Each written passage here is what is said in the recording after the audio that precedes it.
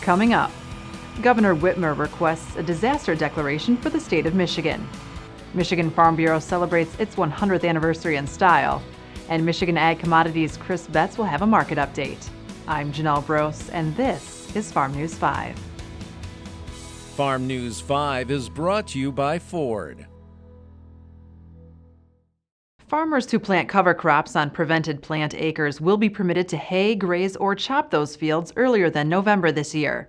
USDA's Risk Management Agency announced Thursday they are moving the 2019 final haying and grazing date from November 1st to September 1st in order to help farmers who were prevented from planting because of flooding and excess rainfall this spring. In addition, RMA says silage, haylage, and baleage should be treated in the same manner as haying and grazing for this year. Producers can hay, graze, or cut cover crops for silage, haylage, or baleage on prevented plant acres on or after September 1st and still maintain eligibility for their full 2019 prevented planting indemnity. These adjustments have been made solely for 2019. Governor Gretchen Whitmer is recognizing the difficulties facing the state's farmers suffering from extreme weather and the third wettest year in the state's history. On Wednesday, she sent a letter to Ag Secretary Sonny Perdue requesting a USDA disaster delegation for the state of Michigan and added flexibility under the federal crop insurance program. Michigan Farm Bureau President Carl Bednarski applauded the governor's efforts, saying, "It's humbling the administration obviously has a solid grasp on what's happening and is willing to step up to the plate for our industry." If you want a car from a company that's been building them for 115 years, get a Ford. If you want a car with driver assist technology, get a Ford. You're gonna want a Ford. Meetings have been held all across the state to address delayed and prevented planting options and the looming forage crisis. Heartland Farms in Clayton, Michigan hosted one of those meetings Wednesday, June 19th. I think we had a little over 100 people here. Sometimes it's not about how many people show up, but it's the quality of a meeting. And we started this process Monday morning of planning this meeting for our district, which is District 2 producers, and inviting them to give them accurate information, pertinent information on the delayed planting. I feel we had a great meeting, and the education that we had there from crop insurance, from FSA, Michigan State Extension. There's so much information, and it's hard to cram it in just 2 hours. I'm expecting we're going to see probably 30% of the alfalfa across the state has been winter killed. On top of that, now we have the first crop that has been delayed by 30 days. And so we have one cutting that's already been lost, and the quality of the cuttings that we're going to get, especially for first cutting and second cutting because of the height of the crop, it's going to be reduced. I think we should tell our livestock producers that need corn silage, plant the corn. They need to get that crop in the ground. And I would say they're going to plant the corn as late as July 10th, and they're still going to get a crop. The quality of the crop is really dependent on what the weather's like. Hot and dry, warm and muggy, lots of rain. When is the first frost come? Those are all things that are going to determine just how well we do with that corn silage. Cates offers these suggestions when late planting corn. On corn hybrids, keep your populations the same as what you've been using. I would expect that we're going to have normal fertility recommendations as far as nitrogen. Don't get carried away. We still have a lot of manure that's been used on these acres, and so there's going to be some nitrogen available from those. Use a PSNT. It's a great tool. And then plan on this crop utilizing the nutrients that are in the ground, plus what you put on as far as your normal starter and fertilizer fertility program based on a soil test.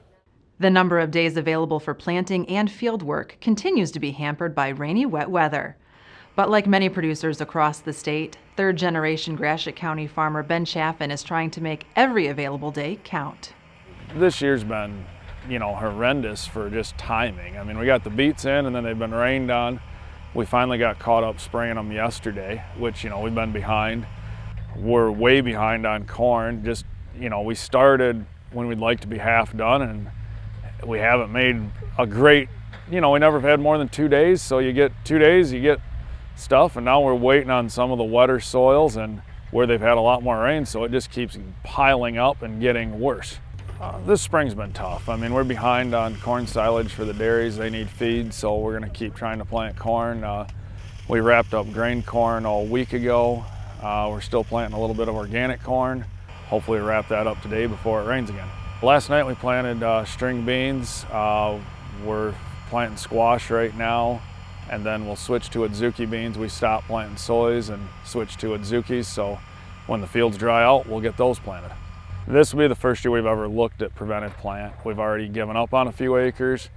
If it rains again, eventually we'll stop planting silage, but it's not an option we really like, but you know, every day we whittle away if we can get something done, but eventually you're just gonna have to say that's it and stop. Are they an employee or an independent contractor?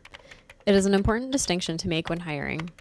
Read attorney Deanna Swisher's article in the Foster Swift Agricultural Law News to learn more about the difference. Last week, Michigan Farm Bureau hosted a party 100 years in the making. MFB's centennial celebration brought generations of farmer members and staff together to celebrate the organization's many years of serving as a voice for Michigan agriculture. Today is the centennial celebration of Michigan Farm Bureau. 100 years ago, Michigan Farm Bureau was founded in the state of Michigan. We're very excited to celebrate the legacy and the history of this organization. A number of special guests joined the festivities, including former Governor Rick Snyder. Well, it's wonderful to be at the 100th birthday for the Farm Bureau. What a great organization, and it's reason to celebrate. The party also included a time capsule burial, entertainment by 3 men and a tenor, Okay, let's cut. and the unveiling of a second mobile farm science lab. You know, we believe in education. We believe that teaching folks of all ages about what agriculture is like in Michigan is so important because it's the second strongest industry in Michigan, and yet few people really understand and know it. And the Farm Science Lab here in celebrating the 100th anniversary of Michigan Farm Bureau is a great way to do that. Kick off this second mobile science lab from the Michigan Foundation for Agriculture. The annual Michigan State University Weed Tour has been rescheduled. Due to the cold, wet weather and slow crop growth, the event, originally scheduled for June 26th, will be held Wednesday, July 10th at the MSU Agronomy Farm. Participants will get a first-hand look at new weed control research conducted by the MSU Weed Science Program. Pre-registration for the tour is $25 per person, which includes a tour booklet and lunch. On-site registration is $35. And now with a look at the latest market activity, here is Michigan Ag Commodities' Chris Betts. Thanks, Janelle. Grains continue to have a firm tone thanks to record delayed planting this spring.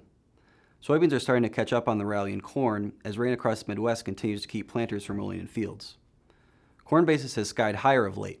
Commercial elevators do not need to move corn to make space for what figures to be a short harvest, and farmers are happy to watch futures climb higher in the light of their planting problems. Expect volatility to continue as trade is grappling with big unknowns. The U.S. has not experienced a spring like this one in over 20 years, and in that time, the supply-demand picture has changed drastically. Final planted acres will continue to be debated in the near term, and a late planted crop will be susceptible to any weather adversity moving forward. For more market information, go to michag.com. With Michigan Agricultural Commodities, I'm Chris Betts.